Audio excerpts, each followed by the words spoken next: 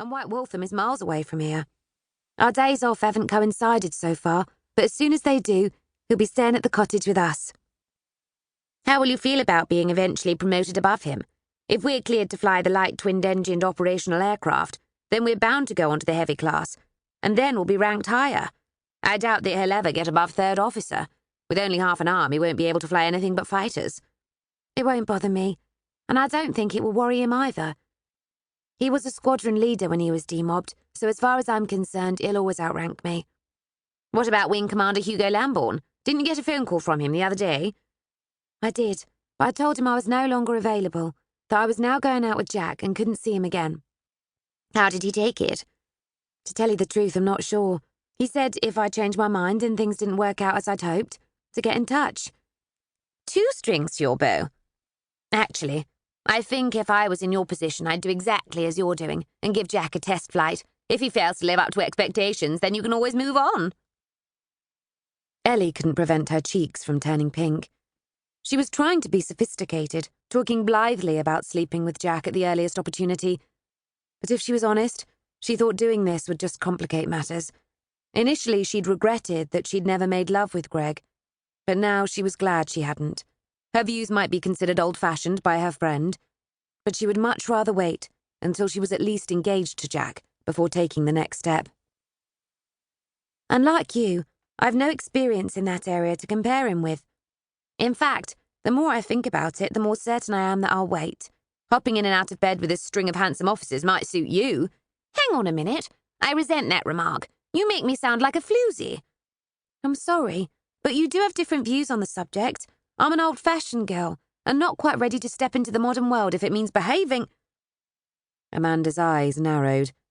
This was the first row they'd had, and Ellie didn't want to fall out with her. She grabbed her arm before either of them could say something they'd regret. Please, I'm sorry. I sound like my mother, and I promise you I don't really believe any of that nonsense.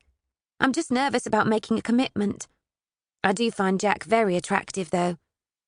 He's been through a lot, which brings me back to the fact that you're almost bound to meet up with him as he's based where we are going. I'm glad we've talked about it, as it's got things straight in my head. Fortunately, I've not said anything about spending the night with him. We've kissed a few times, but he didn't make a move to take things further when we were together over Christmas. Golly, I should hope not under your parents' roof. It was quite embarrassing, as Mabel and Dad kept leaving us alone together, and I think they were expecting us to announce our engagement after spending just 2 days together. You've known him for 2 years, and were already good friends. He was in love with you whilst you were still with Greg. I expect he's happy to wait until you're ready. We'd better get a move on. The Anson is waiting on the apron. We'll be able to fly the taxi when we come back, but only if it's empty. How do you feel about that? As long as I'm flying, I don't care what it is. They ran to the locker room and quickly pulled on their flight suits, boots and helmets, and then snatched up their parachutes.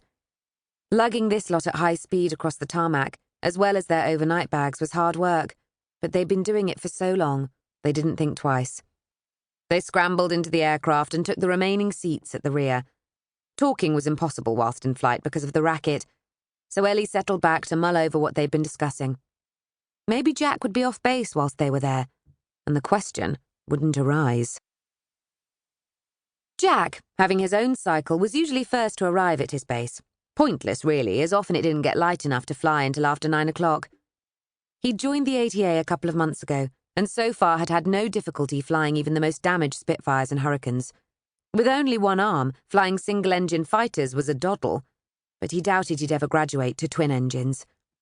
He was resigned to his limitations, and as long as he was doing his bit for the war effort, most of the time he was just grateful he was alive. He wasn't sure how he felt about the Yanks arriving and acting as if they were God's gift. They didn't have a bloody clue about how things were in England at the moment. Their home country had never been bombed or endured rationing and blackouts. The ops room guys and gals were always there early, as they had to organise the pilot's duties and write the chits that would send them off to deliver and collect whatever kites needed to be ferried about the place. The weather was dire. As soon as one lot of snow thawed and life went back to normal, a second cold front rolled in, and it all started again.